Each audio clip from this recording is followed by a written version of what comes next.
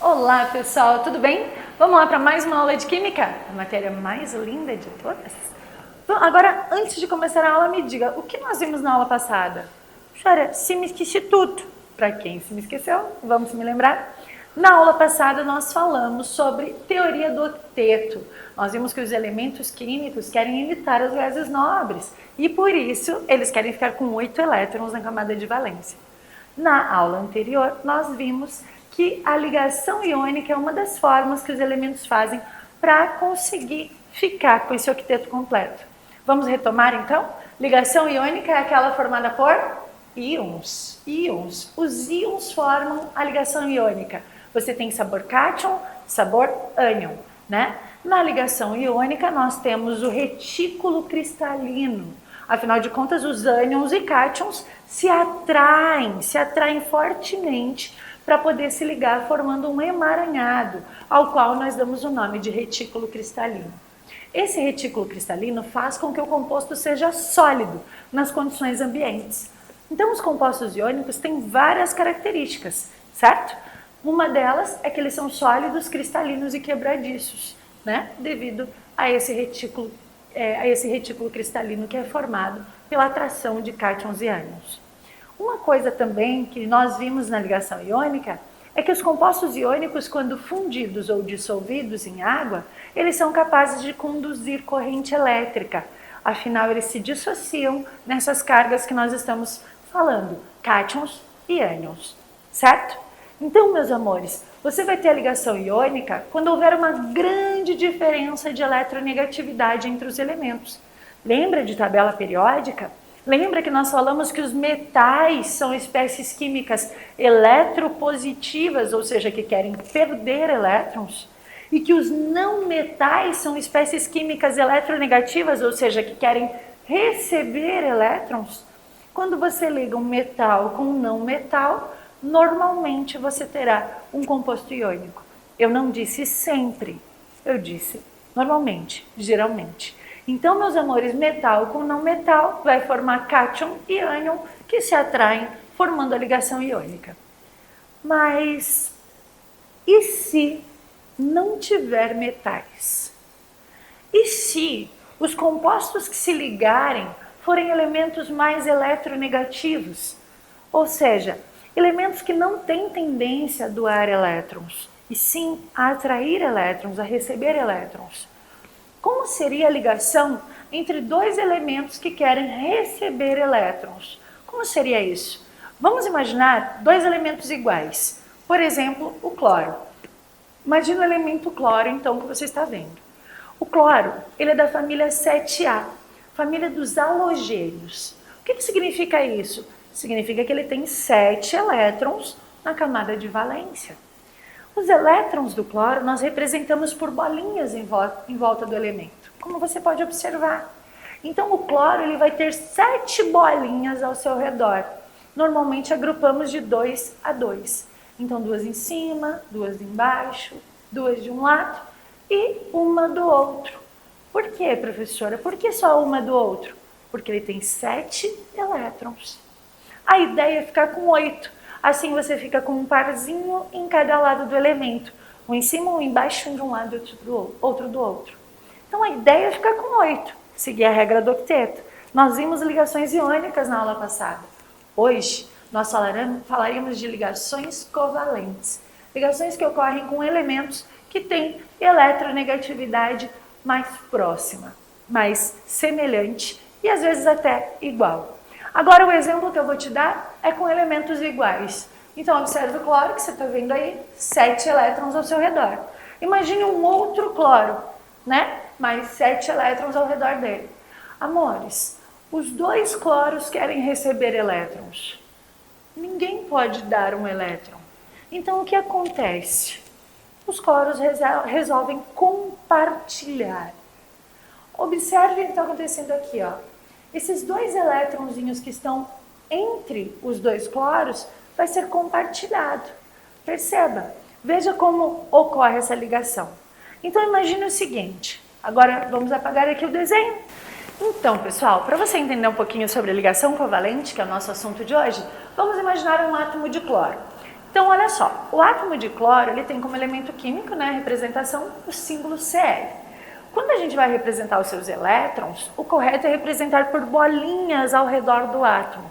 Então, você faz pontinhos maiores, assim, para não ficar muito invisível. Então, faz um pontinho mais pintadinho, como está aparecendo aqui para você. Aí você vai fazer como? Como ele tem 7 elétrons, ele é da família 7A, família dos halogênios, ele precisa ter 7 bolinhas ao seu redor. Então, você coloca sempre em parzinhos. 2 em cima, 2 embaixo, 2 de um lado e uma do outro. Ah, uma só. Por quê? Para ficar com 8, ele precisaria de mais uma. Aí ficaria os 4 pares ao redor do elemento, que deixaria o cloro mais estável. Agora, amores, uma ligação covalente, ela pode ser feita de elementos com diferentes tipos de eletronegatividade. Ou com elementos iguais.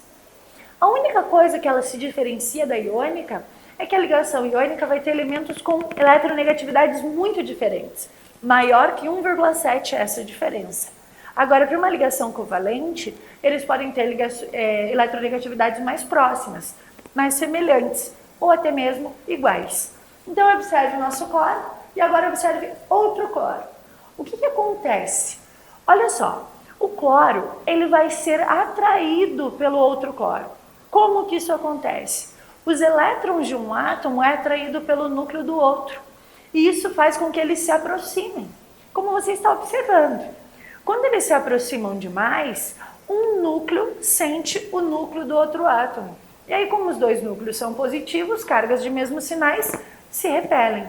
Então, a distância da ligação vai ser sempre o momento em que isso se estabiliza. Como assim, professora? O momento em que essa atração dos elétrons e repulsão do núcleo fica estável. As forças se igualam. É nesse momento que você tem a ligação covalente. E como que a ligação covalente acontece no cloro? Observe, o cloro tem 7 elétrons na camada de valência, certo? Então, se ele tem 7 elétrons, ele precisa de mais um para ficar com 8. Nenhum dos cloros quer dar elétrons, porque eles são elementos eletronegativos, eles querem receber elétrons. Os dois querem receber. Então, como que eles fazem? Eles compartilham seus elétrons. O cloro entra com um elétronzinho, o outro cloro com outro elétronzinho. Como você pode observar, a gente faz como se fosse uma nuvenzinha ao redor desses dois elétrons. E agora, os dois elétrons são compartilhados. O elétron não é mais de um cloro ou de outro cloro.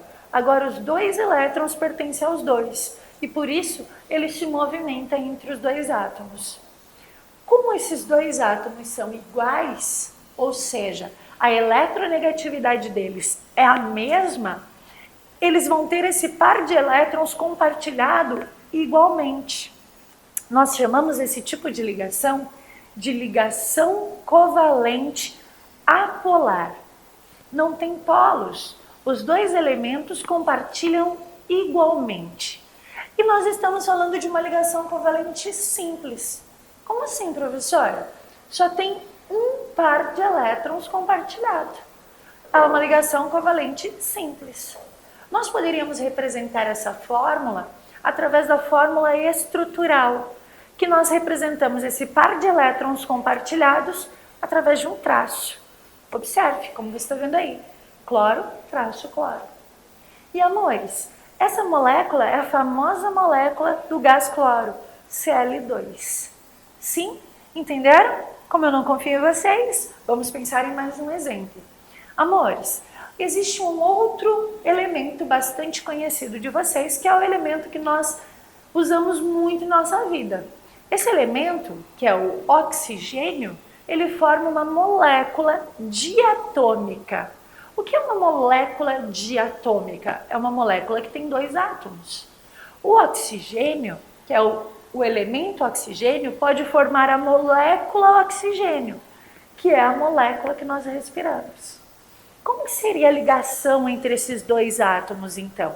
Vamos imaginar, como você viu agora com o cloro, vou te mostrar com o oxigênio. Observe, observe. Olha só, o oxigênio tem 6 elétrons na camada de valência. Ele é da família dos calcogênios. Então, olha só, elemento químico oxigênio, símbolo O. 6 elétrons, um parzinho em cima, um parzinho embaixo, um parzinho de um lado. Aí eu vou fazer ligação com outro oxigênio, do mesmo jeitinho, símbolo O, parzinho de elétrons em cima e embaixo de um lado. Agora, os átomos se aproximam. E o que acontece? O oxigênio quer 2 elétrons, mas ele não vai receber esse elétron, ele vai compartilhar com o outro. Então, ele compartilha 2 pares eletrônicos. Por isso, a gente diz que o oxigênio faz 2 ligações. Observem o que está acontecendo ali. São 2 ligações formadas entre os átomos de oxigênio. Amores, essas nuvenzinhas podem ser substituídas por traços. A fórmula estrutural seria O dupla O. Cuidado, esses 2 risquinhos entre os átomos não é sinal de igual, hein? É uma dupla ligação. A gente chama esse tipo de ligação covalente apolar. E é uma ligação covalente dupla, onde são compartilhados 2 pares eletrônicos. Molécula de oxigênio, então, O2. 2 oxigênios ligados. Entenderam? Claro que sim, né? Mas como eu sou chata, vou dar mais um exemplo. Aí se ele chega, não chego, não. Vamos junto. Vamos imaginar agora o nitrogênio. Nitrogênio da família 5A. O nome que eu vou contar para vocês que pouca gente sabe. É a família dos psicogênicos. Cara, os psicogênios são pouquíssimos estudados no Brasil. A literatura estrangeira é que traz esse nome pra gente. Mas a família 5A, então, tem 5 elétrons na camada de valência. Se tem 5, precisa de 3. Como seria, então, a ligação com o nitrogênio? Observem, nitrogênio, 5 elétrons, né? 2 eletronzinhos em cima, que é um parzinho, e os 3 você coloca do ladinho, como está aparecendo aí. O outro nitrogênio da mesma forma. Eles fazem o compartilhamento de 3 pares de elétrons. Eles compartilham 3 pares de elétrons. E por isso formam aquilo que a gente chama de ligação covalente tripla. Como o nitrogênio está ligado a outro nitrogênio, a eletronegatividade é igual. Quando os elementos são iguais, a ligação covalente é apolar. Consegue entender isso? Sim ou não? Claro que sim, né, meus amores? Então tá aqui. Nitrogênio é uma ligação covalente tripla, do tipo apolar, e forma uma molécula de N2. Tudo bem até aqui? Tudo bem? Então não perca a nossa próxima aula, cenas dos próximos capítulos para vocês. Tchau!